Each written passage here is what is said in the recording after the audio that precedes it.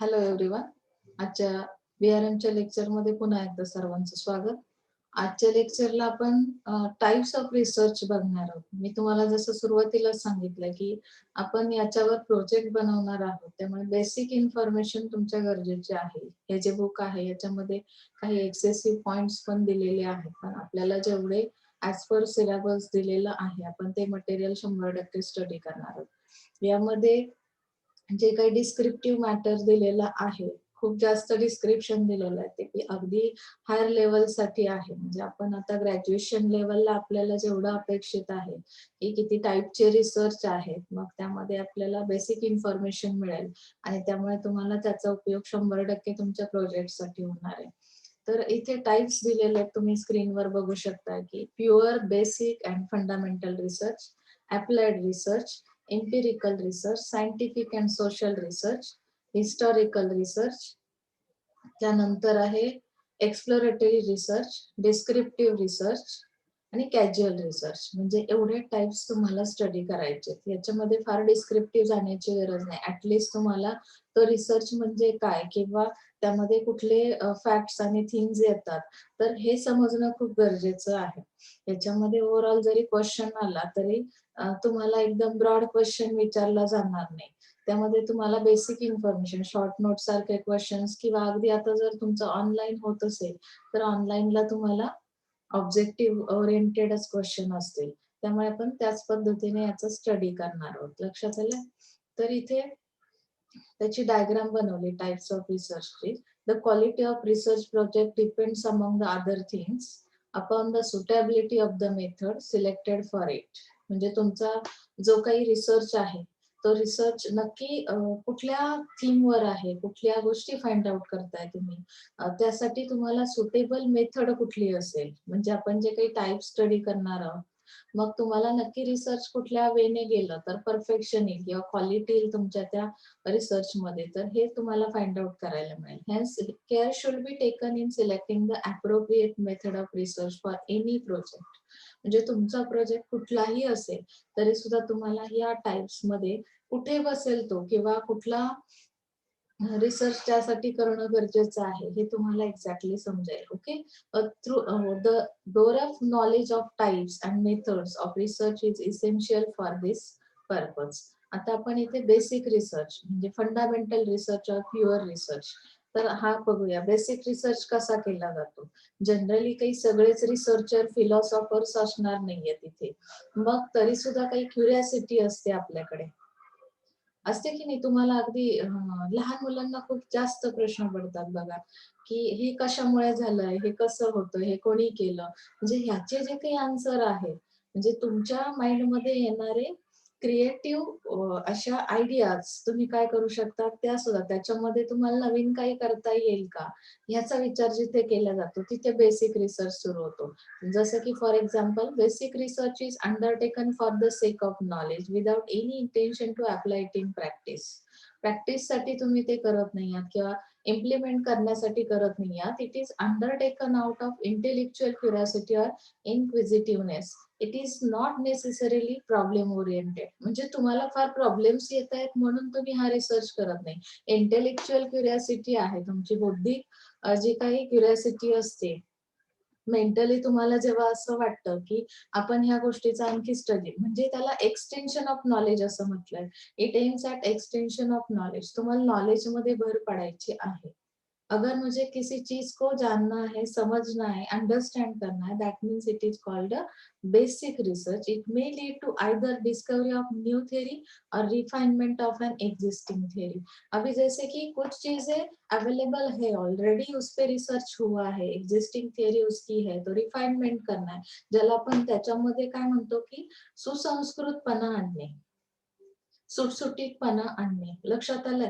म्हणजे काही गोष्टी खूप कॉम्प्लिकेटेड आहेत, काही थिअरीज, मग त्यामध्ये मी डिस्कव्हरी करून किंवा काही नवीन थिअरी त्याच्यामध्ये मी आणू शकतो का, तर ह्याचा विचार बेसिक लेवलला केला जातो. Pure research lays the foundation of applied research. The findings of pure research form the basis of innumerable scientific and technological invention like steam engine, machines, automobiles, electronic gadgets, telecommunication, etc., which have revolutionized and enriched human life. म्हणजे आता याचं pure research lays the foundation for applied research. म्हणजे त्याचं जे काही basic आहे, pure research काय करतो की फाउंडेशन करतं, म्हणजे त्याचे बेस तयार केला जातो अप्लाइड रिसर्चचा. प्युअर रिसर्च मध्ये मग काय फाइंड आउट केलं जातं, तर इन्युमरेबल म्हणजे अशा भरपूर असंख्य ज्याला आपण म्हणतो ही गोष्टी आहेत, सायन्स मध्ये आहे, टेक्नॉलॉजी मध्ये आहे, ज्यामध्ये इन्व्हेन्शन झालेलं आहे, जसं की काही इंजिन्स तयार केले गेलेत, मशीन्स तयार केले गेलेत. मग ह्यामध्ये जी काही एक्झिस्टिंग तुमची थिअरी आहे, जे काही शोध लावलेले आहेत, इनोव्हेशन केलेलं आहे, त्यामध्ये आणखी नवीन थिअरी काही मला काढता येईल का? आता टेलिकम्युनिकेशन मध्ये बघा, पूर्वी जे काही आपण फोन्स यूज करत होतो त्याचा पॅटर्न कसा होता, कम्युनिकेशन त्याच्या थ्रूही केलं जाऊ शकत होतं. पण इन्व्हेन्शन केलं, काहीतरी नवीन त्यामध्ये थिअरी आणली, म्हणजे काय झालं की आता आपण टच स्क्रीनवर सुद्धा काय करतो की मोबाईल डायल करावा लागत नाही, सेव्ह केली जाते सिस्टीम मध्ये नंबर, आणि तुम्हाला काय केलं जातं की अगदी त्याच्यावर तुम्ही फक्त टच स्क्रीनवर हे केलं की तुमचा फोन लागतो. म्हणजे कम्युनिकेशन जे आहे, टेलिकम्युनिकेशन, त्यामध्ये किती एक्स्ट्रा नवीन थिअरीज आल्या. हे कोणीतरी रिसर्च केला म्हणूनच झालं की नाही. टेलिकम्युनिकेशन जर आमचं पूर्वीही होत होतं, अगदी ते फिरवायचे फोन तुम्ही जुन्या मूव्हीज मध्ये वगैरे पाहिले असतील, काही लोकांच्या घरात तसे जुने मॉडेल्स पण पडून असतील.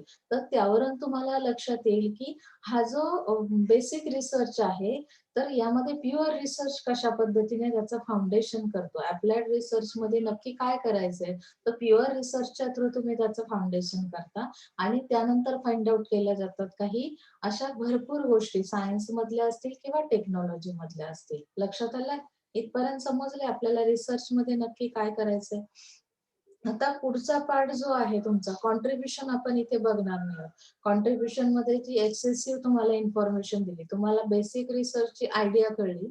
आता याच्या पुढचा पार्ट येतो तुमचा अप्लाइड रिसर्च. अप्लाइड रिसर्च मध्ये काय दिलं एक्झॅक्टली बघा, तुम्ही बघू शकता. Applied research is carried on to find solution to a real life problem. Real life problem काय आहेत? तुम्ही म्हणाल खूप सारे प्रॉब्लेम मॅडम, बस येत नाही, अमुक होत नाही, तमुक होत नाही. तर हे सगळं नाही येणार त्याच्यामध्ये. तुम्हाला ज्या काही प्रॉब्लेम तुम्ही प्रॅक्टिकली, आता सपोज सोसायटीमध्ये जनरली तुम्ही वावरताना, सर्व्हाइव्ह करताना तुम्हाला कुठले प्रॉब्लेम्स फेस करावे लागतात. मग काही मशिनरी रिलेटेड असेल, मटेरियल रिलेटेड असतील, मग सर्व्हिस रिलेटेड, म्हणजे बेसिकली सर्व्हिस त्यामध्ये येतात. तर आपण ते रिअल लाईफ प्रॉब्लेम काय केले जातात की त्यासाठी पॉलिसी डिसिजन्स घेतले जातात.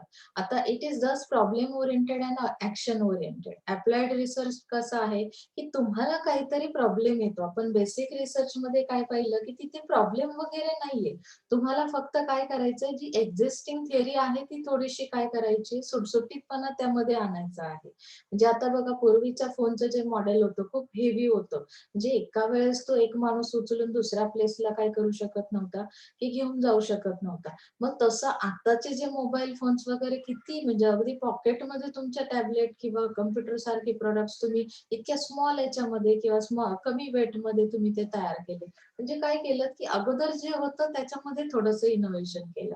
आता इथे जे आहे ऍक्च्युअली ते प्रॉब्लेम किंवा ऍक्शन डायरेक्टेड आहे. म्हणजे कुठल्या ऍक्शन्स कशा केल्या पाहिजेत. प्रॉब्लेम ओरिएंटेड म्हणजे काय की तुम्हाला येणारे प्रॉब्लेम्स रिअल लाईफ मधले. It seeks an immediate and practical result. It also suggests remedial measures to alleviate social problems.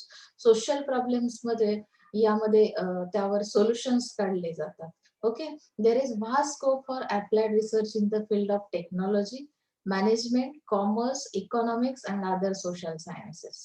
म्हणजे जनरली हा अप्लाइड रिसर्च कुठल्या, त्याचा एरिया काय, मग तो एरिया आपण डिफाईन करू शकतो. मागच्या लेक्चरला आपण एरियाज पाहिले की नाही, की अप्लाइड रिसर्च लागू करायचा, आपल्याला तो रिसर्च करायचा, तर तो कुठल्या फील्डमध्ये असला पाहिजे, किंवा ते प्रॉब्लेम्स कुठल्या बेसिकली एरियामध्ये येतात. तर मॅनेजमेंट असेल, कॉमर्स असेल, इकॉनॉमिक्स असेल, सोशल सायन्स असेल, तर हे एरियाज त्याच्यासाठी दिलेले आहेत.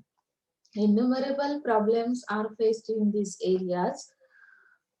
They need empirical study for finding solutions. Example, marketing research carried on for developing new market or for studying the post purchase experience of customer. म्हणजे आता जो काही कस्टमरला येणारा एक्सपिरियन्स आहे, मार्केटिंग रिसर्च जो केला जातो किंवा त्यामुळे जे काही नवीन मार्केट तुम्हाला मिळतं. तर यामध्ये नवीन मार्केट म्हणजे काय, की प्रॉडक्ट अपडेट करून, डेव्हलप करून कस्टमरच्या जशा एक्स्पेक्टेशन्स आहेत, त्यानुसार तुम्हाला ते प्रॉडक्ट्स प्रोव्हाईड केले जातात. मग त्यामध्ये कस्टमर कशा पद्धतीने त्या न्यू मार्केटला फेस करतो किंवा त्याचा एक्सपिरियन्स कसा आहे त्या न्यू मार्केट रिलेटेड. म्हणजे पोस्ट पर्चेस एक्सपिरियन्स तिथे काउंट करायचा असेल, तर तुम्हाला असा अप्लाइड रिसर्च करता येईल ना, त्या रिलेटेड. आता मॅनेजमेंट पण हा एरिया आहेच. मग आपण त्यामध्ये करू शकणार आहोत. लक्षात येतंय ना, की कस्टमर बिहेवियर आपल्याला जसं स्टडी करता येईल. आता मार्केटिंगच्या मुलांनी मागच्या लेक्चरला स्टडी केलेला आहे, की कस्टमर बिहेवियर कसं स्टडी केलं जातं, त्याचे बेसिक कॅरेक्टरिस्टिक्स काय आहेत. मग त्यांचा एक्सपिरियन्स स्टडी करताना तुम्हाला त्यांच्या एक्स्पेक्टेशन्स, त्यांचे जे काही क्लास आहे, त्यांची इकॉनॉमिक कंडिशन आहे किंवा कुठले फॅक्टर्स त्यांच्या सीव्हीवर इम्पॅक्ट करतात पर्चेसिंग करताना आणि पोस्ट पर्चेस एक्सपिरियन्स त्यांचा कन्झम्पशन म्हणजे एकदा कन्झम्पशन झालं की तुम्हाला नंतर काय एक्सपिरियन्स आला, हे जर तुम्हाला काउंट करायचं असेल, मेजर करायचं असेल, तर आपण अप्लाइड रिसर्च करू शकतो. Is that clear now? Okay. आता याच्या पुढचं आहे एम्पिरिकल रिसर्च. एम्पिरिकल रिसर्चमध्ये काय दिलंय बघा. एम्पिरिकलचं मीनिंग आहे की तुमचा एक्सपिरियन्सनुसार म्हणजे तुम्हाला किती अनुभव आहे.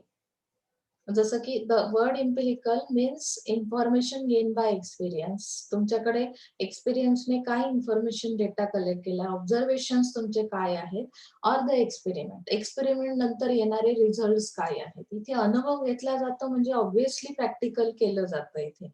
The central theme in scientific method is that all evidence must be empirical. म्हणजे प्रत्येक गोष्ट जो एव्हिडन्स म्हणजे काय, की इथे जैसे कि हम लोग बोलते हैं ना, की क्या प्रूफ है इसके लिए, एव्हिडन्स क्या है, पुरावा काय आहे. तर तुमचं इथे सायंटिफिक मेथड असेल.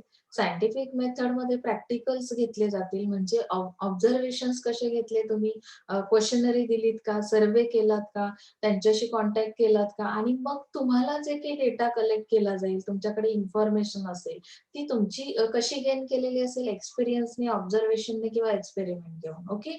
मग त्यामध्ये दिलं की हा तुमचा जो काही पार्ट आहे तो एव्हिडन्स आहे. म्हणजे central theme in scientific method is that all evidence must be empirical which means it is based on evidence. आपल्याला प्रत्येक गोष्टीसाठी पुरावा आवश्यक आहे. तुमची एखादी कोर्ट मॅटर झालं किंवा कोर्टामध्ये केस गेली, कुठलाही प्रॉब्लेम असेल, तर तुम्हाला कोर्ट सुद्धा काय मागतं, पुरावा मागतं, की तुम्ही जे बोलताय त्यामागे सपोर्टिव्ह असं काहीतरी असलं पाहिजे.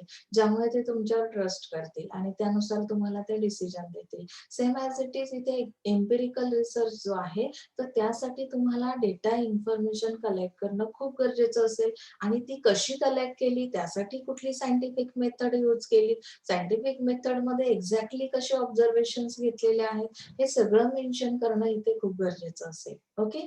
In scientific method, the word empirical refers to the use of working hypothesis that can be tested using observation and experiment. एक बार हमने एक्सपेरिमेंट किया, ऑब्जर्वेशंस लिए, उसके बाद हमें समझ में आता है कि इसमें हाइपोथेसिस कौन से होंगे, यूज ऑफ वर्किंग हाइपोथेसिस, यानी कि पॉसिबिलिटीज हमें समझ में आती है. जब भी हम फोरकास्टिंग करते हैं, आपको पता है ना, फोरकास्टिंग किस चीज के बेस पे किया जाता है. आता साधं तुम्ही एखाद्याकडे तुमची कुंडली दाखवायला घेऊन जाता की नाही, बऱ्याचशा मुलांना याचा एक्सपिरियन्स असेल. तुमची जन्मवेळ दिली जाते, डेट ऑफ बर्थ, त्याच्यानंतर कुठे तुमचं जन्मस्थळ, प्लेस कुठले आहे, बर्थ प्लेस कुठली आहे, तुमचं टायमिंग कितीचा आहे, हा काय केला जातो, एक पुरावा म्हणून तुमच्याकडून घेतलं जातं. त्या बेसवर ते काय करतात, ती जी इन्फॉर्मेशन तुम्ही प्रोव्हाईड केली, त्यानुसार ते काय करतात, पॉसिबिलिटीज देतात तुम्हाला, की इन फ्युचर तुमचं फ्युचर कसं असेल. That means it gives hypothesis म्हणजे काही पॉसिबिलिटीज तुम्हाला प्रोव्हाईड केल्या जातात, की कदाचित हा असं होऊ शकतं. मग एखादा ग्रह तुमचा मध्येच येतो. मग हा ग्रह ह्याच्यात बसलेला आहे, तो ग्रह त्याच्यात बसलेला, त्यांचा जो अभ्यास असेल, तर त्यानुसार ते तुम्हाला त्या पॉसिबिलिटीज सांगण्याचा प्रयत्न करतात. हे काही सगळंच तुम्हाला करेक्ट असेल असं नाही. फोरकास्टिंग म्हणजे एक प्रकारे तुम्ही काढलेला अंदाज असतो. लक्षात आलंय? तुमच्याकडे आलेला जो डेटा आहे, तुमच्याकडे आलेले जी इन्फॉर्मेशन आहे त्या बेसवर तुम्ही काय करता, त्याचं फोरकास्टिंग करता. सेम इथे वर्किंग हायपोथेसिस तुम्हाला काढावे लागतील टेस्टिंगसाठी, की जर मी हा रिसर्च कंटिन्यू केला, हा स्टडी मी कंटिन्यू केला, तर मला यातून काय फाइंड आउट होऊ शकतं, त्याच्या पॉसिबिलिटीज मी ठरवून घेतलेल्या असतात. तो एरिया मी कन्फर्म केलेला असतो. That means here hypothesis that can be tested using observation and experiment. Okay, समझते तुम्हाला? Objectives of the empirical research. अभी इसका ऑब्जेक्टिव क्या है? Go beyond simply reporting observations, then promote environment promote environment for improve understanding. यानी कि जो understanding हो रहा है, इम्प्रूव अंडरस्टैंडिंग होना बहुत जरूरी है. जो भी चीज दिखाई देती है हमें ऑब्जर्वेशन करना है ना, यहाँ पे ऑब्जर्वेशन करने के बाद हमें जो अंडरस्टैंड हो रहा है उसके अंदर हमें इम्प्रूवमेंट चाहिए. प्रमोट एनवायरमेंट, उस तरह का हेल्दी एनवायरमेंट आपको प्रोव्हाइड करना है. एम्पिरिकल रिसर्च अनुभव घेताना बघा की कधी कधी डोळ्यांना जे दिसतं किंवा जे ऑब्झर्व केलं जातं ते करेक्टच असतं असं नाही. याच्या मागे रिझन काय आहे, की तुम्ही कस्टमरचा आता तुम्हाला पोस्ट परचेस एक्सपिरियन्स कसा आहे, आपण इथे वरती बघितलं, की आपल्याला अप्लाइडमध्ये सांगितलं त्यांनी, की कस्टमरने एकदा तुमचं परचेस केला प्रोडक्ट, परचेस केल्यानंतरचा त्याचा एक्सपिरियन्स कसा आहे, हे जर तुम्हाला ऑब्झर्व्ह करायचंय, तर त्यासाठी तुम्हाला फक्त त्याचे गेस्चर्स, पोस्चर्स वगैरे घेऊन चालणार नाही. तुम्ही काय करता, सायंटिफिक मेथड अप्लाय करता, की ऍक्च्युअली त्याचं जे अंडरस्टँडिंग आहे ते काय झालंय. मग कधी-कधी काय होतं, की क्वचित एखाद्याच कस्टमरच्या सर्व्हिसमध्ये काहीतरी गडबड होते आणि मग ती जी माउथ पब्लिसिटी होते ती कशी होते, बॅड माउथ पब्लिसिटी होते. पण ऍक्च्युअली तुमची सर्व्हिस खराब आहे का? पण एका कस्टमरने जे ऑब्झर्व्ह केलं ते फक्त त्याने काय केलं, स्प्रेड केलं. आपल्याला असं करायचं नाही. जो एक्सपिरियन्स काउंट करायचा आहे, जे अनुभव घ्यायचे आहेत, ते कसे असले पाहिजे, हेल्दी एन्व्हायर्नमेंटमध्ये. Promote environment for improve understanding. म्हणजे असं एन्व्हायर्नमेंट द्या त्यांना, की ज्यामध्ये ते तुम्हाला करेक्ट रिस्पॉन्स त्यांचा देतील, अंडरस्टँड करतील तुमच्या सिस्टमला. Combine extensive research with detail case study. Extensive research कसा केला जाईल यामध्ये, तर ज्याला आपण म्हणतो ना, की फार मोठ्या प्रमाणावर. एक्सटेन्सिव्ह म्हणजे काय, की विस्तृत म्हणजे खूप जास्त गोष्टी त्यामध्ये स्टडी केलेल्या असतील. तर त्यासाठी तुम्हाला काय करायचं आहे, की केस स्टडी म्हणजे एक केस त्यांना दिली, बरोबर ना? मला ऑब्झर्वेशन्स घ्यायचे, डेटा कलेक्ट करायचा आहे. मला त्याचा एक्सपिरियन्स त्यांचा विचारायचा आहे, की तुम्हाला कसं फील होतंय? कस्टमर असेल, सेलर असेल, कुठल्याही गोष्टीवर, कुठलाही एरिया तुम्ही ठरवलाय, की मला यावर रिसर्च करायचा आहे. तर त्यांना तुम्ही एन्व्हायर्नमेंट तर 100% दिलं. त्या एन्व्हायर्नमेंटमध्ये तुम्ही काय केलं, की केस स्टडी दिलात. एक केस त्यांना स्टडीसाठी दिली. एकाच केसवर 100 किंवा 10 कस्टमर कशा पद्धतीने त्यांचा रिस्पॉन्स देत आहे. पॉझिटिव्ह रिस्पॉन्स आहे की निगेटिव्ह आहे. बरोबर आहे ना? एका वेळेस एका केसवर जर 90% सॉरी 100 पैकी 90% लोकांचं एकमत होत असेल, तर तो तुमचा काय झाला एक्सपिरियन्स झाला, की इतके लोक आपण सॅटिस्फाईड करू शकतो पोस्ट परचेस डिसिजन नंतर. म्हणजे इथे आपल्याला अशी एक केस त्यांना प्रोव्हाईड करायची. Prove relevancy of theory by working in a real world environment. आता जे काही तुमचा रिसर्च आहे, तो कसा आहे, की रिअल वर्ल्ड एन्व्हायरमेंटवर म्हणजे तुमची जी थिअरी होणार आहे तयार, तुम्ही जे काही नवीन इनोव्हेशन करणार आहात, ते रिअल वर्ल्डसाठी किंवा रिअल वर्ल्डमध्ये ते इम्प्लिमेंट करता येईल, अशा पद्धतीचे ते तुमचा एक्सपिरियन्स असला पाहिजे. लक्षात आलंय? नाहीतर बऱ्याचशा गोष्टी अशा आहेत, की मॅक्सिमम पॉसिबलच नाही आपण म्हणतो हे इम्प्लिमेंट करणं. जसं बघा मध्ये पॉसिबिलिटीज काय होत्या, की अगदी आत्तापर्यंत सुद्धा अजून कन्फर्मेशन होत नाहीये. कारण आत्ताची जी सिच्युएशन आहे, आत्ताचा जो आपला एक्सपिरियन्स आहे, की कोरोनाची आकडेवारी किती आहे, हे एक्झॅक्टली आपल्याला अजून कळत नाही. मीडियाच्या थ्रू काहीतरी वेगळं दाखवलं जातं, ॲक्चुअलमध्ये काहीतरी वेगळं असतं. असं जेव्हा आपलं कन्फ्युजन होतं, तर मग अशा केसमध्ये आपण कुठल्याही याच्यावर कन्क्लुजनवर जात नाही आहोत. आपण सध्या काय केलंय, की गृहीत धरलेल्या आहेत काही गोष्टी, पॉसिबिलिटीज आहेत. मे बी कॉलेज सुरू होतील, मे बी होणार नाहीयेत. कारण सिच्युएशन कशी आहे, की रिअल वर्ल्ड एन्व्हायर्नमेंट सध्याचं कसं आहे.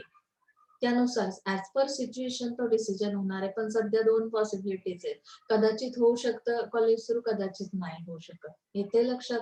म्हणजे एम्पिरिकल रिसर्चमध्ये अशा ऑब्जेक्टिव्हज तुम्हाला जे की इम्प्लिमेंट करू शकतो आपण रिअल वर्ल्डसाठी एन्व्हायरमेंटमध्ये, तर त्या पद्धतीचे डिसाईड करावे लागतील. ओके. इथे रिपोर्टिंग ऑब्झर्वेशन्स जे तुमच्याकडे येतात, फर्स्ट जे काही आहे, गो बियॉन्ड, त्याच्या पलीकडे जाऊन तुम्हाला काही विचार करायचा आहे. म्हणजे कधी-कधी मी जसं सांगितलं ना, जसं तुम्हाला दिसतं म्हणजे ऑब्झर्वेशन्स तुम्ही ज्या कंडिशनमध्ये घेताय, तर त्या कंडिशनमध्ये आलेले ऑब्झर्वेशन्स प्रत्येक वेळी तो डेटा, ती इन्फॉर्मेशन करेक्टच असेल असं आपण सांगू शकत नाही. मग कधी-कधी आपल्याला त्या पलीकडे जाऊन विचार करावा लागतो. म्हणजेच काय? त्या पलीकडे जाणं म्हणजे काय? क्या करते हैं हम? एक लिमिट्स के बाहर जाकर हम उसके बारे में सोचते हैं कि अगर ये एक्सपीरियंस किया, ऑब्जर्वेशन इस तरह का आ रहा है, तो क्यों आता है? तुम्हाला जिथे व्हाय असा क्वेश्चन येतो, तिथे तुम्ही बियॉन्ड त्या रिपोर्टच्या काय करता विचार करायला सुरुवात होते. लक्षात आलं? Reason for using empirical research method. क्या रीजन है? क्यों यूज की जाती है एम्पिरिकल रिसर्च मेथड?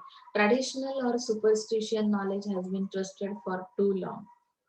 यानी कि याला अनुभवाला खूप इम्पोर्टेंस है. ट्रेडिशनल और सुपरस्टिशन नॉलेज मतलब क्या है कि जिनके पास एक्सपीरियंस है उनको जॉब में भी फर्स्ट प्रायोरिटी दी जाती है. एडवर्टाइज आते हैं ना जॉब के लिए, तो फिर उसमें फर्स्ट सेंटेंस ही रहता है कि जिनका एक्सपीरियंस है उनको फर्स्ट प्रायोरिटी दी जाएगी. एक्सपीरियंस क्यों काउंट किया जाता है, उसको इतना इम्पोर्टेंस क्यों है? क्योंकि उसमें हम ट्रस्ट कर सकते हैं. इसकी वजह से आपकी मैच्योरिटी लेवल बढ़ जाती है, ऐसा उनका मानना है. सो ये मेथड वहां पे अप्लाई की जाती है. Empirical research method help integrating research end practice. मतलब ये क्या करती है कि जो रिसर्च है, जो फाइंड आउट करना है हमें, और इन प्रैक्टिस में कौन सी चीजें आ सकती है, तो इसका इंटीग्रेशन करने के लिए ये मेथड बहुत अच्छी है.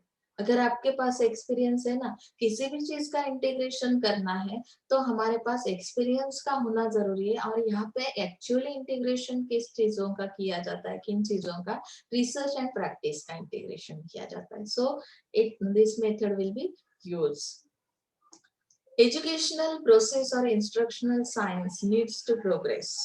Educational process और instructional science needs to progress. Progress के लिए अभी एजुकेशनल प्रोसेसेस कौन से है जहाँ पे एक्सपीरियंस की जरूरत है, टीचर का जॉब है, ये जो प्रोसेस चलती है, तो यहाँ पे हर एक चीज के लिए आपके पास अगर एक्सपीरियंस है तो शायद आपके ऑब्जर्वेशंस करेक्ट रहते, आपका जो हाइपोथेसिस है वो आप बना सकते हो. तो जैसे टीचर्स काम कर रहे हैं ना, एक्सपीरियंस टीचर है जिनके पास 2 इयर्स का 3 इयर्स का अगर एक्सपीरियंस है, तो उन्हें आपकी जो साइकोलॉजी है, स्टूडेंट के साथ जो काम करना है इन प्रैक्टिस, मतलब रिसर्च एंड प्रैक्टिस को इंटीग्रेट करना, तो आपका एक्सपीरियंस आपको बताता है कि इन चीजों को कैसे इंटीग्रेट करना है, प्रैक्टिकल में कैसे इम्प्लीमेंट करना है.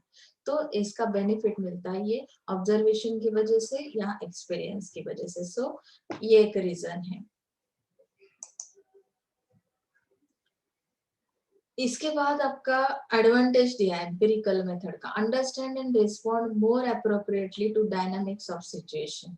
यानी कि जिसके पास एक्सपीरियंस है वो डायनामिक पर्सनालिटी रहती है. डायनामिक्स ऑफ सिचुएशन मतलब क्या है कि सिचुएशन कितनी भी डिफरेंट क्यों ना है, फिर भी अगर हमारे पास एक्सपीरियंस है, ऑब्जर्वेशन हम लेते, तो हमें समझ में आता है कि एग्जैक्टली यहाँ पे एक्शंस कौन से लेने चाहिए.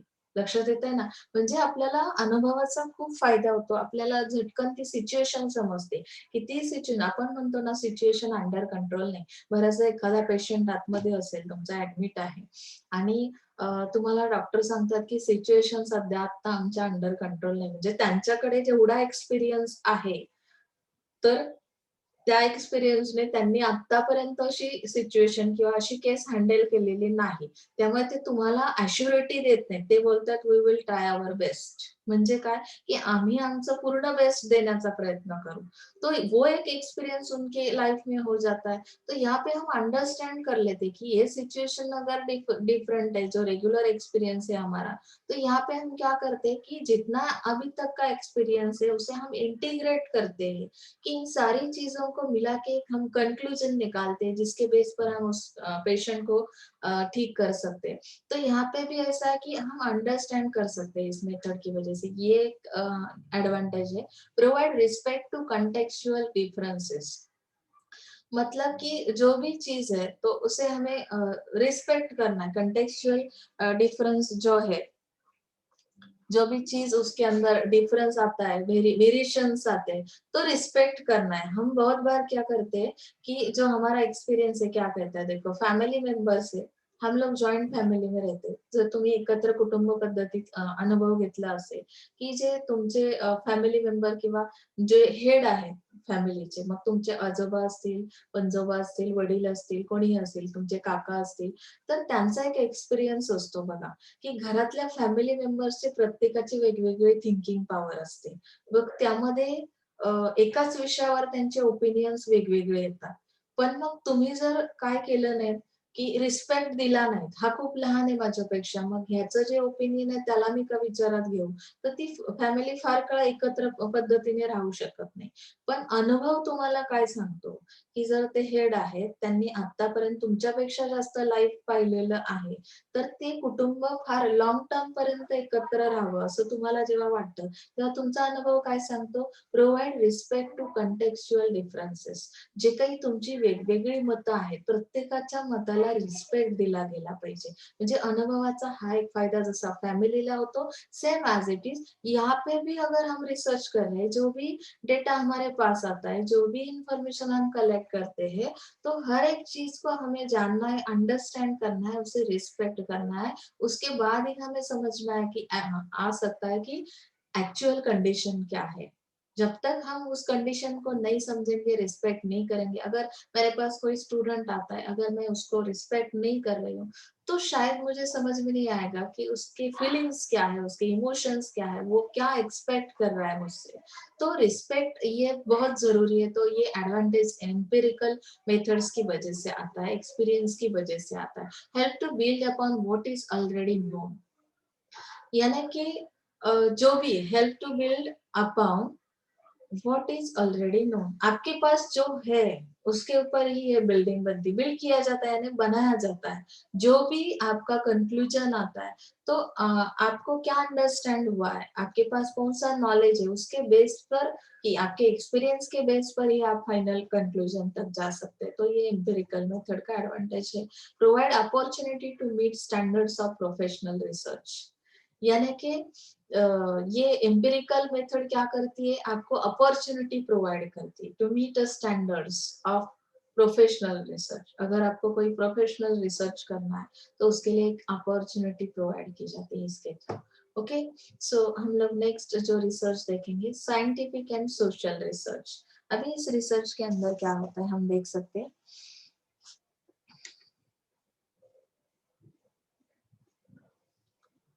Scientific research is the systematic investigation of scientific theories। अभी इन्वेस्टिगेशन करना है किसी केस पे, जैसे पुलिस इंस्पेक्टर से इन्वेस्टिगेट कर रहे हैं, मतलब क्या है, systematic investigation, step by step हमें जाना है, साइंटिफिक थ्योरीज को स्टडी करना है, एंड हाइपोथेसिस। तो hypothesis is a single assertion. Single assertion क्यों बताया इसे, तो जैसे की आपका जो भी ओपिनियन आहे, असर्शन मध्ये काय सांगितलं जातं बघा, propose explanation of something based on the available knowledge. Assertion आहे म्हणजे मी ठाम आहे एखाद्या गोष्टीवर, की त्यामध्ये तुम्ही एक्सप्लेनेशन देता, इन्व्हेस्टिगेशन करताना जेव्हा एखादी गोष्ट तुम्हाला फाइंड आउट होते, तर त्याचं एक्सप्लेनेशन तुमच्याकडे कुठल्या बेसवर असतं, की तुमच्याकडे असणाऱ्या नॉलेजच्या बेसवर। रात्री तुम्ही रूममध्ये नाही आहात, जेव्हा एखादी पोलीस इन्क्वायरी सुरू आहे, इन्व्हेस्टिगेशन सुरू आहे, तुमची केस त्यांच्या हातामध्ये आहे आणि तुम्ही रात्री 12 वाजता जर तुमच्या रूममध्ये नाही आहात, तर यामागे कुठलं रिझन असू शकतं? तुमचा अवेलेबल नॉलेज काय आहे? एक्सपिरियन्स काय सांगतो? तुम्ही नाईट ड्युटीला होतात, तुम्ही कुठल्यातरी पर्सनल रिझनसाठी बाहेर गेला होतात, की तुम्ही काही क्राईम केलेला आहे त्या पिरियडमध्ये. तर ह्या कन्क्लुजन पर्यंत हायपोथेसिस येतात, पॉसिबिलिटीज काढल्या जातात. मे बी असं असू शकतं, मे बी असं असू शकत नाही. म्हणजे पॉसिबिलिटीज तुमचा अंदाज कशावर तुम्ही लावता, की तुमच्याकडे असणाऱ्या अवेलेबल नॉलेजवर. तुम्हाला किती माहिती आहे? तुम्हाला जर माहिती असेल, की जे काही पर्सन्स आहेत सोसायटीमध्ये ज्या पद्धतीचे जॉब्स करतात, तर त्या जॉबमध्ये टाइम लिमिट्स कुठल्या जॉबला नाहीयेत किंवा कुठल्या जॉबला आहेत, तुमचा जॉब कुठल्या लेव्हलचा आहे, तुम्ही यावेळी कुठे असू शकता, ह्याचा ते काय करतात, पाठपुरावा करतात. म्हणजेच काय, की तुमच्याकडे असणाऱ्या नॉलेजच्या बेसवर तुम्ही एक्सप्लेनेशन देता आणि ते असर्शन म्हणजे हायपोथेसिस सिंगल असर्शन तुमचं मांडलं जातं, मत मांडलं जातं ठामपणे. For something yet to be explain, one that is subject to further experimentation. One that is subject to further experimentation. किस तरह का एक्सपेरिमेंटेशन किया जाता है? तो व्हाट इज साइंटिफिक रिसर्च, उसके लिए उन्होंने कुछ एग्जांपल्स दिए कि साइंटिफिक रिसर्च के अंदर क्या किया जाएगा. In science the people who create such hypothesis are researchers. Most researchers work for companies and academic institutions. जैसे कि हमारे कॉलेज के अंदर हमारी इंस्टीट्यूट है, तो इंस्टीट्यूट के अंदर भी बहुत सारे रिसर्चर्स है, बहुत सारे लोग पीएचडी कर लेते हैं. तो साइंस के अंदर उन्होंने बताया who create such a hypothesis are researchers. Okay, many of them but not all have a PhD in an appropriate field related to their research. For example, person conducting research on a new drug may have a PhD in chemistry. अगर drugs का कोई research कर रहा है तो obviously उसका field fix रहता है कि केमिस्ट्री में उसने पीएचडी किया. PhD in history probably wouldn't do much good. Okay, scientific researchers try to understand answer the many questions we have about how the world works, but a lot of their work doesn't rely really have to do with the questions at the forefront of our minds. म्हणजे सुरुवातीला आपल्याला काही questions येत नाहीत बघा, आपण जसं त्यामध्ये डीप जातो, जसं आपण जास्त स्टडी करायला लागतो, जास्त त्यामध्ये फाइंड आउट करण्याचा प्रयत्न करतो, म्हणजे सायंटिफिक रिसर्चर्स काय करतात, की असे आन्सर्स म्हणजे जे क्वेश्चन्स तयार होतात तुमच्या माइंडमध्ये त्याचे आन्सर शोधण्याचा प्रयत्न केला जातो. म्हणजे वरवर बघता तुम्हाला त्यामध्ये काही प्रॉब्लेम वाटत नाही त्या सिस्टीम मध्ये, पण त्या सिस्टीम मध्ये जेव्हा तुम्ही डीप जाल तेव्हा तुम्हाला लक्षात येतं की इथे काहीतरी प्रॉब्लेम असू शकतो आणि मग त्याचं आन्सर मला शोधायचं आहे. लक्षात आलंय? म्हणजे एखाद्या घरामध्ये तुम्ही फर्स्टली गेला, फॅमिलीमध्ये तुम्हाला कुठल्या कारणासाठी इन्व्हाइट केलेलं असेल, साधे सिंपल आताच जर मुलींनी एक्झाम्पल घेतलं की तुम्ही हळदी कुंकवाचा कार्यक्रम ठेवता, जानेवारीमध्ये जनरली मकर संक्रांती येते किंवा तिळगुळ देण्यासाठी म्हणूनही आपण घरी जातो. आता तुमच्याकडे फार सगळ्याच गोष्टी ऑनलाईनच व्हायला लागल्यात, म्हणजे तुम्ही त्याचेही मेसेज व्हॉट्सअपवरच टाकून देता, प्रत्यक्षपणे जाणं फार कमी होतं. तरी सुद्धा जर तुम्ही गेला तर त्या दिवसाचं जे एन्व्हायरमेंट असतं, ज्या पद्धतीने तुम्हाला इन्व्हाइट केलेलं असतं, तर तुम्हाला ती वरवर पाहता फॅमिली खूप हॅपी फॅमिली वाटते, हेल्दी फॅमिली वाटते. पण जेव्हा तुमचं रेग्युलर तिथे जाणं येणं सुरू होतं, तेव्हा त्या फॅमिलीमध्ये असणारे प्रॉब्लेम्स तुम्हाला समजायला लागतात. तसं आहे इथे, की सायंटिफिक रिसर्चर्स जेव्हा एखाद्या गोष्टीसाठी ते काय करतात, प्रॅक्टिकल्स घ्यायला सुरू करतात, एक्सपेरिमेंट घ्यायला सुरू करतात. तेव्हा एक्सपेरिमेंट करताना फार किचकटपणा, कॉम्प्लेक्शन्स तिथे तुमच्या लक्षात येत नाही. पण जसं डीप जाल तसं तुमच्या माइंडमध्ये काही प्रश्न तयार होतात आणि मग त्याची उत्तरं तुम्ही शोधत जाता. Okay, the key thing about the scientific method is that it carries no prejudice, meaning you don't even have to believe whatever it is the researcher wrote or said using the scientific method. And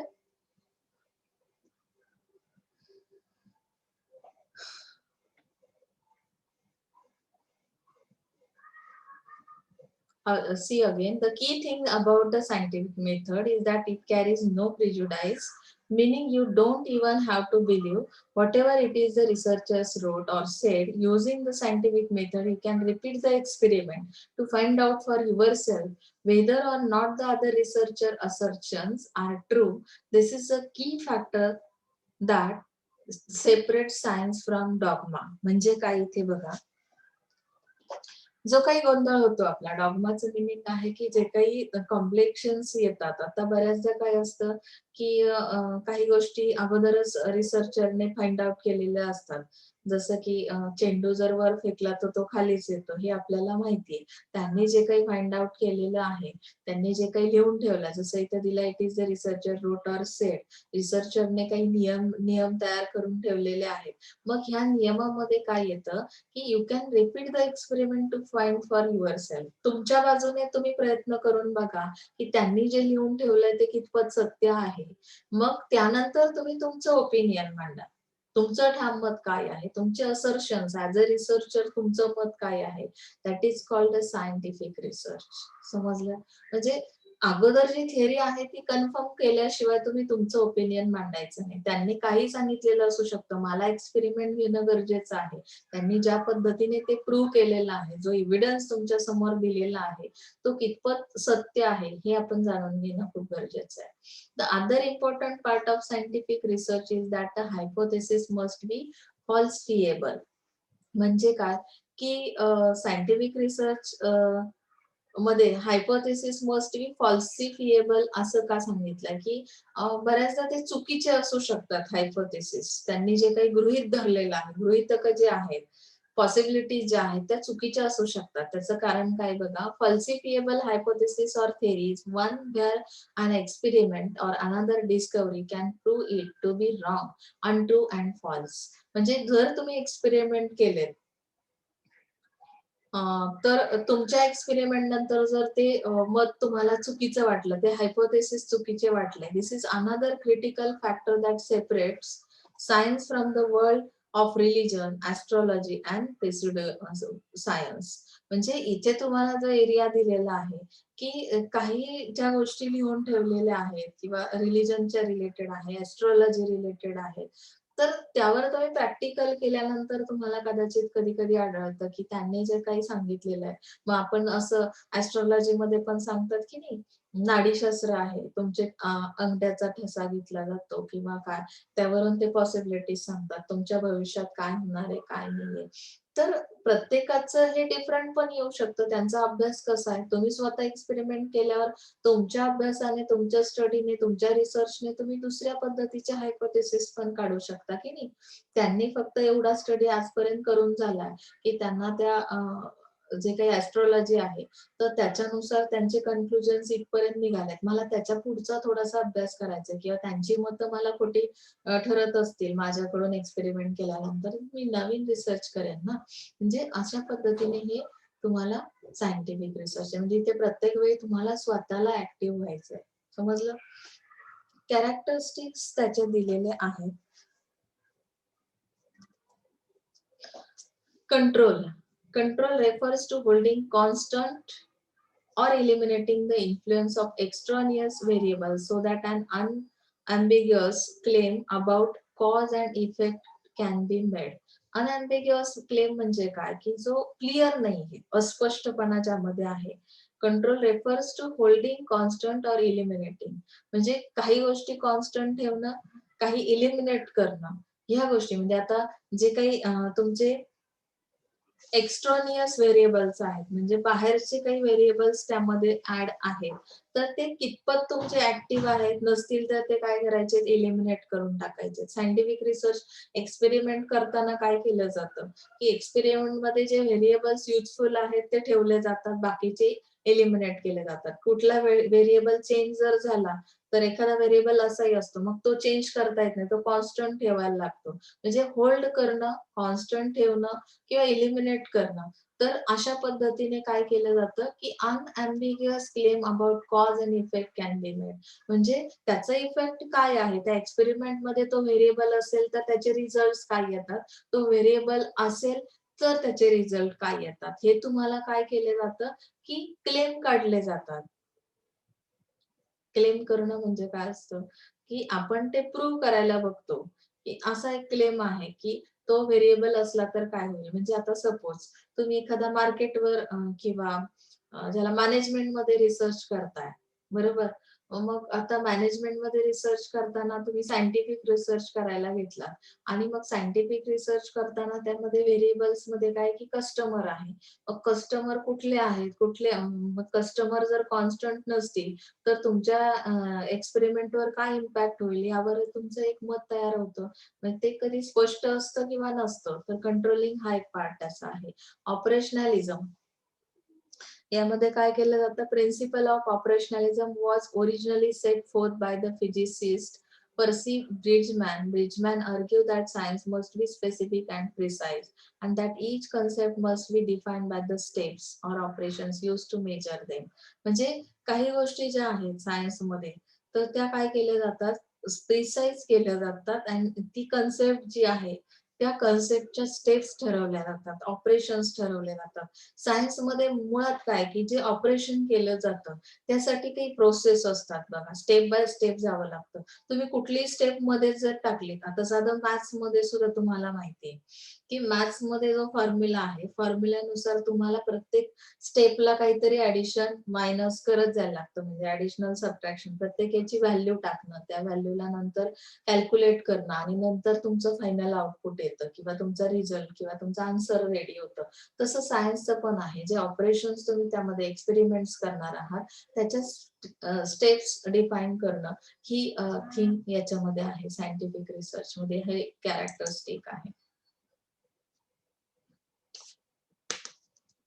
replication करणं म्हणजे काय की हा एक प्रकार इथे होतो सायन्समध्ये की प्रतिकृती तयार करणं. जसं scientific knowledge is greatly advance by replication. Replication refers to the product reproduction of the results obtain from one study in a new study. म्हणजे रिप्रोडक्शन करणं एक प्रकारे. तुम्हाला हे लक्षात आलं असेल की सायन्समध्ये काय केलं जातं की आता जसं आपल्या काही प्रतिकृती त्यांनी आपल्यासारखाच माणूस तयार केला म्हणजे रोबोट तयार केला. प्रतिकृती तयार केली की नाही सायन्सने. प्रॅक्टिकल्स केले. मग काही गोष्टी त्यांना आपल्यासारख्या ऑर्डर देऊन करायला सांगितल्या.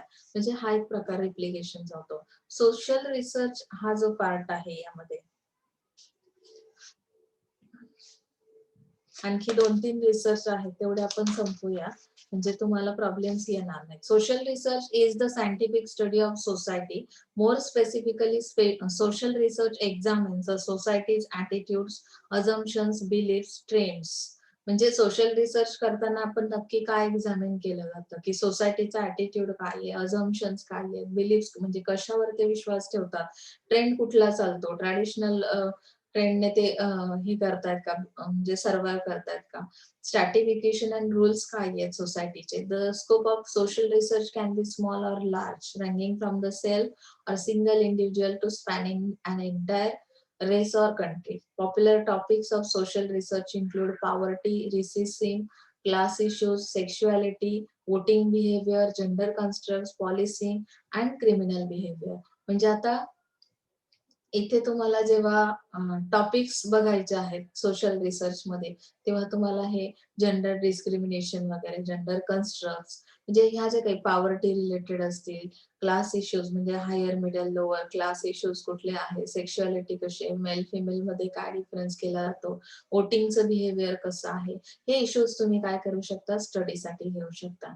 यामध्ये social research determines the relationship between one or more variables.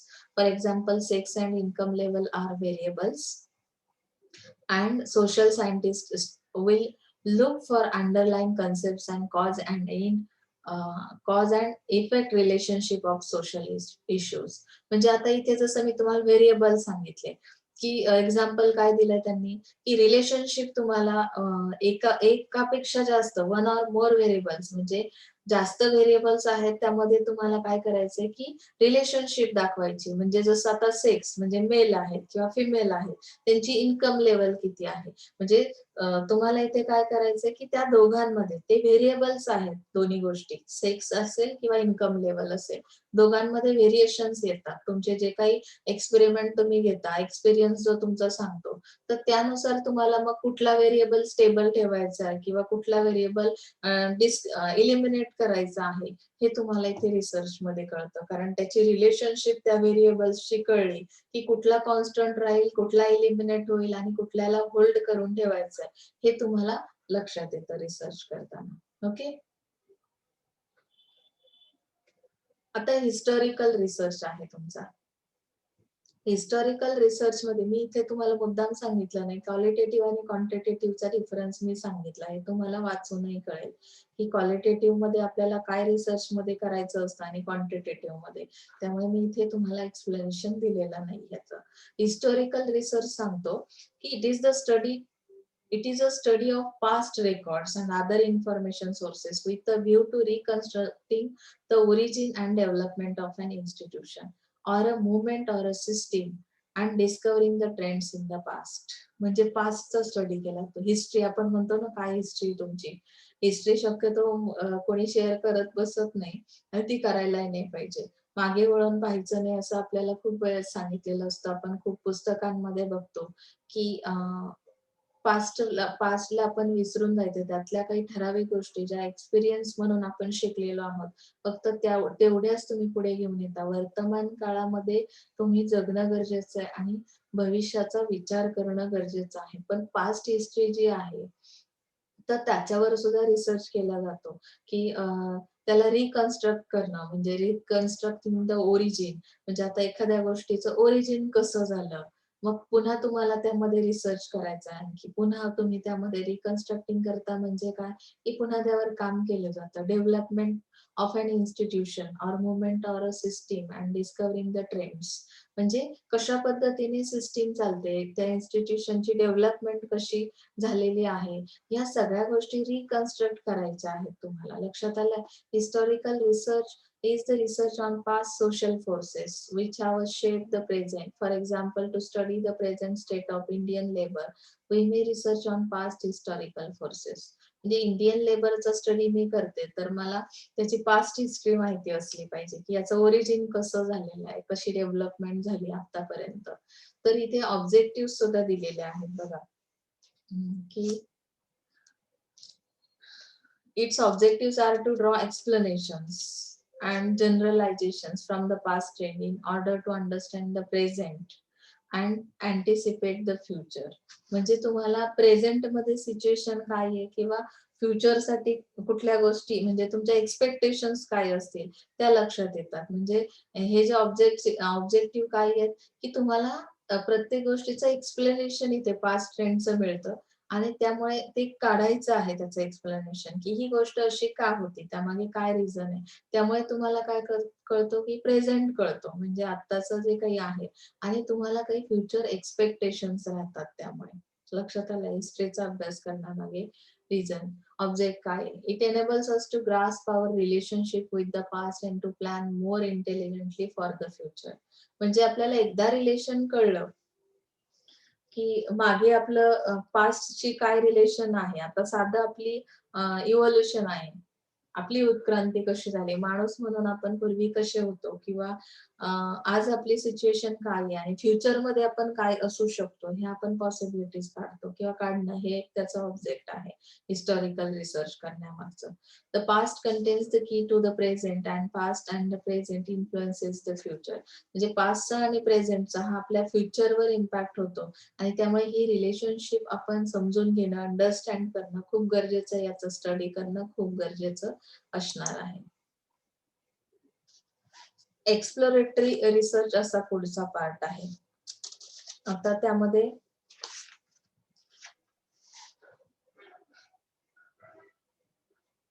this research studies subject about which either no information or little information is available.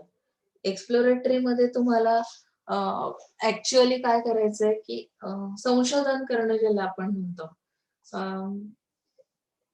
इथे इन्फॉर्मेशन तुम्हाला कुठलीच अवेलेबल नसते. Generally this type of research is qualitative which becomes useful in formulating hypothesis or testing hypothesis and theories.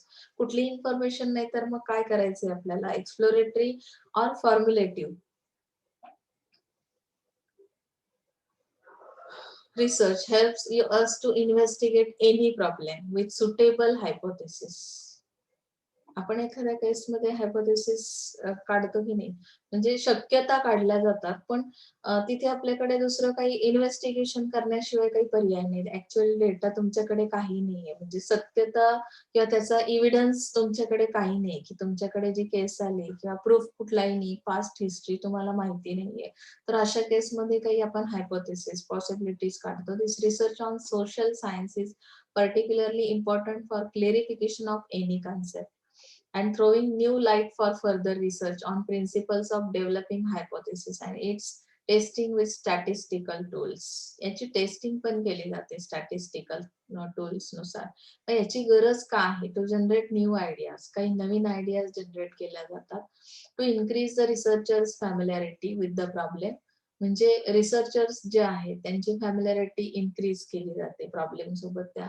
To make a precise, precise म्हणजे काय, की अतिशय अचूक formulation of the problem. म्हणजे काय, की जो प्रॉब्लेम आहे त्याचं अचूक असं वर्णन केलं जातं एक्सप्लोरेटरी रिसर्चमध्ये.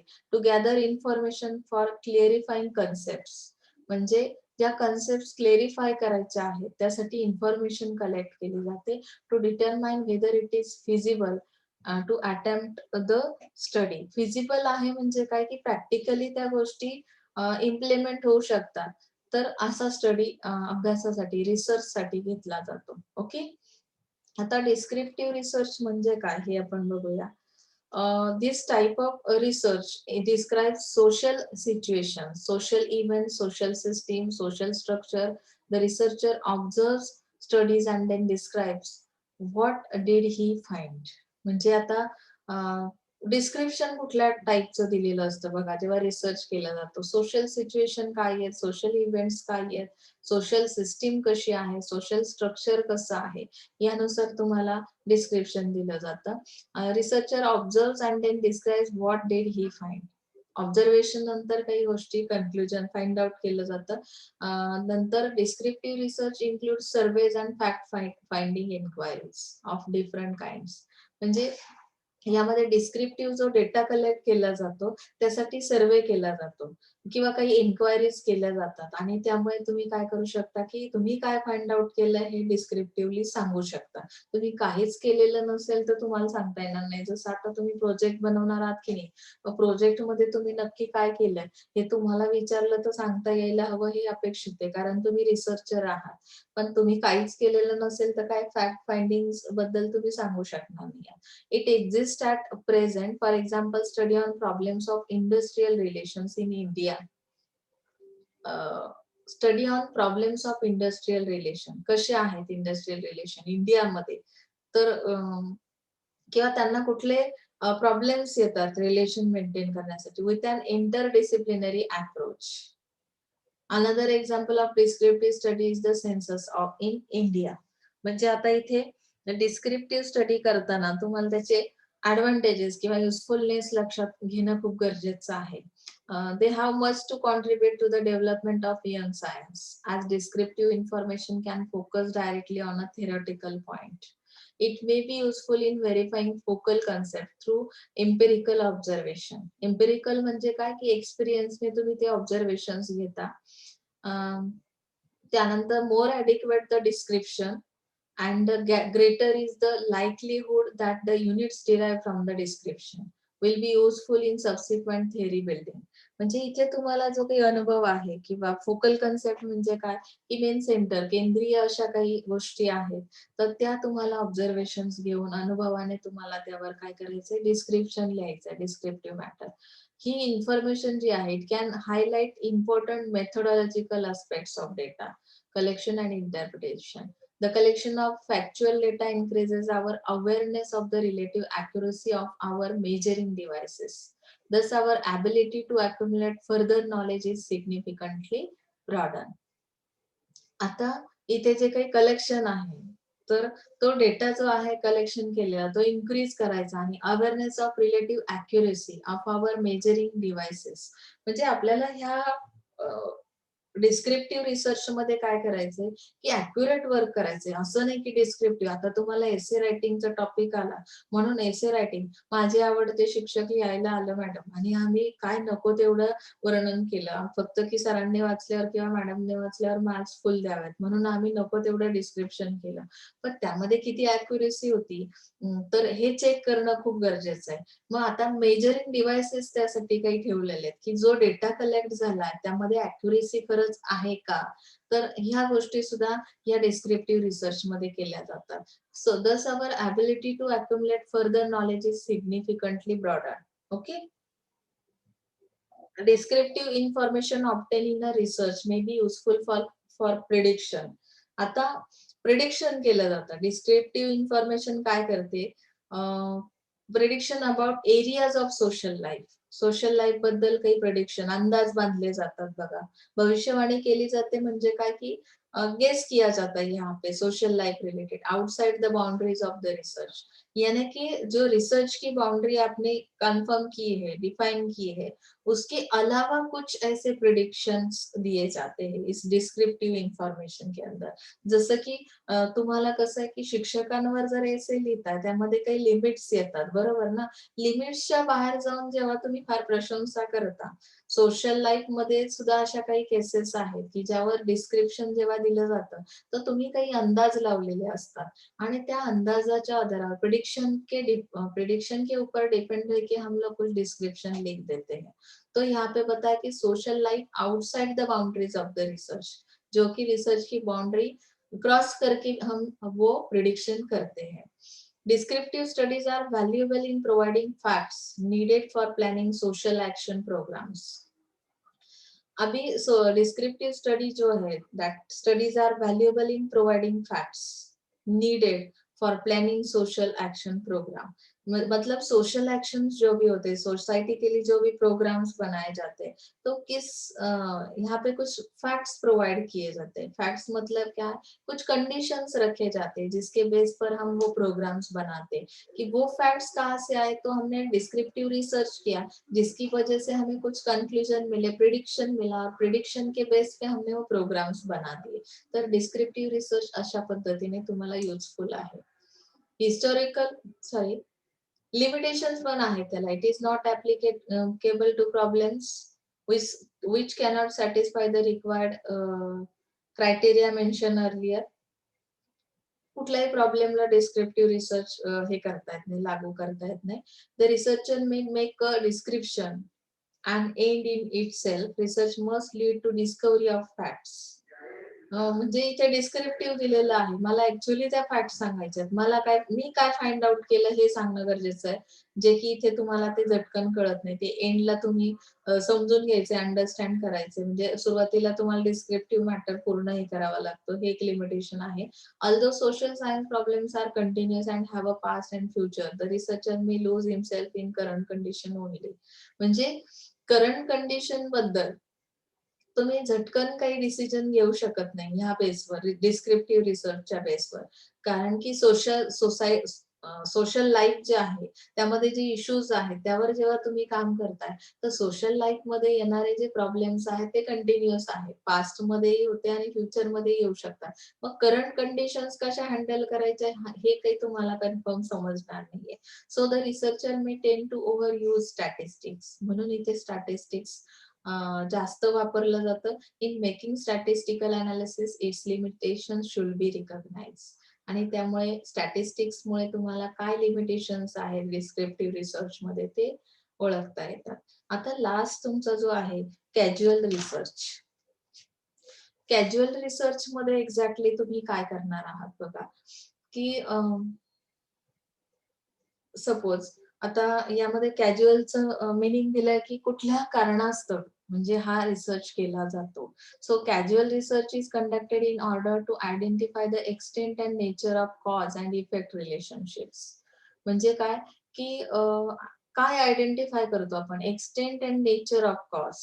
नक्की कुठल्या कारणामुळे एखादी गोष्ट घडलेली आहे त्याचं रिलेशनशिप जोडलं जातं. म्हणजे काय इफेक्ट झालेत, कुठलं कारण होतं ज्यामुळे तो प्रॉब्लेम तयार झालेला आहे. म्हणजे कॅज्युअल रिसर्च आहे तो. Casual research can be conducted in order to assess impacts of specific changes on existing norms, various processes, etc. Experiments are the most popular primary data collection method in studies with casual research design. म्हणजे एखादा problem मुळात कशामुळे create झाला, त्याच्यामागे काय reason आहे, किंवा त्याचे इम्पॅक्ट काय झाले, स्पेसिफिक चेंजेस कुठले झालेत एक्झिस्टिंग सिस्टीमवर, ते मला फाइंड आउट करायचं असेल तर मी कॅज्युअल रिसर्च करणार आहे. Following are examples of research objective for casual research. त्यांचं मेन ऑब्जेक्ट काय, to assess the impact of foreign direct investment on the levels of economic growth in Taiwan. म्हणजे इथे एफडीआयचा काय इम्पॅक्ट आहे इकॉनॉमिक ग्रोथवर, तैवानमध्ये जी काही economic growth आहे, म्हणजे main object त्यांची जे आहे ते त्यांनी डिफाईन केले. To analyse the effects of rebranding initiative on the levels of customer loyalty. Rebranding कशामुळे केलं जातं, त्याचे काय इफेक्ट्स होतात कस्टमर लॉयल्टीवर. म्हणजे दोन गोष्टी आहेत, एक गोष्ट आहे की तिचा इफेक्ट होतो दुसऱ्या गोष्टीवर आणि त्याचं कसं रिलेशनशिप आहे हे फाइंड आउट करणं, दॅट मीन्स कॅज्युअल रिसर्च, आणि ते त्याचा ऑब्जेक्ट असेल. To identify the nature of impact of work process, re-engineering on the levels of employee motivation. आता वर्क प्रोसेस कशी आहे, reengineering on the levels of employee motivation. Employee motivation साठी तुम्ही कुठली वर्क प्रोसेस राबवता, कुठल्या पद्धतीने एनकरेज करता, रिइंजिनिअरिंग कसा केला जातो, तर हे सगळं तुम्हाला आयडेंटिफाय करणं हे एक तुमचं ऑब्जेक्ट असेल. कॅज्युअल रिसर्चच्या काही ऑफर्स आहेत, त्याचे काही डिसएडव्हान्टेजेस पण दिलेले आहेत. आता इथे ऑफर्स मध्ये काय दिलंय बघा, casual studies may play an instrumental role in terms of identifying reasons behind a wide range of process as well as assessing the impacts of changes on existing norms and process. तेच आहे, आपण जे वरती object पाहिले त्याच गोष्टी थोड्याशा त्यांनी वेगळ्या पद्धतीने मांडल्यात, की तुम्हाला काही गोष्टींमागचं रिझन शोधायचं, ती प्रोसेसवर कुठल्या गोष्टी इम्पॅक्ट करतात, कशा पद्धतीचं रिलेशन त्या दोघांमध्ये आहे. Casual studies usually offer the advantage of replication of necessity arises. म्हणजे इथे तुम्हाला सेकंड थिंग जी आहे, तर advantage, casual studies usually offer the advantages of replication of necessity arises. म्हणजे कुठल्या गोष्टी करणं खूप गरजेचं आहे, त्याचं रिप्लिकेशन, तर हे तुम्हाला ऑपॉर्च्युनिटी प्रोव्हाइड केली जाते casual स्टडीजच्या through. These type of studies are associated with greater levels of internal validity due to systematic selection of subject. म्हणजे internal validity due to systematic selection of subject. आता validity कशी ठरवणार आहात तुम्ही, एखाद्या गोष्टीची व्हॅलिडिटी कशी ठरवताय, internal greater levels of internal validity. म्हणजे या स्टडीमध्ये ही जी व्हॅलिडिटी आहे त्याची लेवल कशी आहे, ग्रेटर आहे, to systematic selection of subject. म्हणजे ही एक ऑफर आहे तुमच्यासाठी, की तुमचा जो सब्जेक्ट आहे, सिस्टमॅटिक सिलेक्शन ऑफ सब्जेक्ट म्हणजे काय, की नक्की तुम्ही कुठल्या इश्यूवर काम करताय आणि त्याची validity, greater levels of validity म्हणजे काय, किती डीप जाऊन तुम्ही त्याच्यावर काम करू शकता. ह्या अशा ऑफर्स हा कॅज्युअल रिसर्च तुम्हाला प्रोव्हाइड करतो. म्हणजे आपण जसं म्हणतो ना, काही गोष्टींचे लिमिट्स ठरवले जातात, ते लिमिट्स तुम्हाला इथे कळतात, त्याची इंटरनल व्हॅलिडिटी कळते. Okay. Disadvantages of casual studies. Coincidences in events may be perceive as a cause and effect relationship. काही कोइन्सिडन्सचा फॅक्टर इथे काम करू शकतो. आपण म्हणतो ना, कोइन्सिडन्सली मी त्याला भेटलो किंवा तो माझ्या समोर आला, तर असंही काही relationship, cause and effect relationship यामध्ये असू शकतं. हा एक त्याचा डिसएडव्हान्टेज आहे. प्रत्येक वेळी तो फॅक्टर इम्पॅक्ट करतोच असं नाही, किंवा प्रत्येक वेळी मी त्या रस्त्याने जाताना ती मला भेटतेच असं नाही. That is only coincidence. आलं लक्षात? म्हणजे तसा हा प्रकार आहे इथे, हा disadvantage. It can be difficult to reach appropriate conclusion. त्यामुळे कन्क्लुजन आपल्याला जे आहे किंवा ज्या फाइंडिंग्स मिळतात, तर त्या प्रत्येक वेळी करेक्ट असतील असं नाही, अप्रोप्रिएटच असतील असं नाही. Okay. It certain In certain cases, while correlation between two variables can be effectively established, identifying which variable is a cause and which one is the impact can be difficult task to accomplish. म्हणजे जेव्हा दोन variable समोरासमोर येत आहेत किंवा ते एकत्रित त्यांचं कोरिलेशन तुम्हाला समोर दाखवलं जातं, तर नक्की कुठला फॅक्टर कुठल्या फॅक्टरवर इम्पॅक्ट करतो हेच तुम्हाला कळत नाही. जसं मी सांगितलं ना, की व्हेरिएबल्स कुठले होल्ड करायचेत, कुठले एलिमिनेट करायचेत किंवा कुठल्या गोष्टी इथे तुम्हाला कॉन्स्टंट ठेवायच्या. हे तुम्हाला कळणं खूप गरजेचं आहे, जे की तुम्हाला या कॅज्युअल रिसर्चमध्ये कळणार नाहीये. कुठली गोष्ट कुठल्या गोष्टीवर इम्पॅक्ट करते. ओके. समजलं इथपर्यंत? आय थिंक तुम्हाला हा टाइप्स ऑफ रिसर्च समजला असेल. आजच्यासाठी आपण इथेच थांबतोय. तर तुम्हाला काही अडचण असेल तर 100% विचारा. अ, काही क्वेशनरी आहेत ते आपण सोडवण्याचा प्रयत्न करा. मी पी-डी-एफ लवकरात लवकर प्रोव्हाईड करण्याचा प्रयत्न करेल. अदरवाईज तुमच्याकडे बुक्स असतील तर तुम्ही करू शकता. Okay. So thank you so much once again.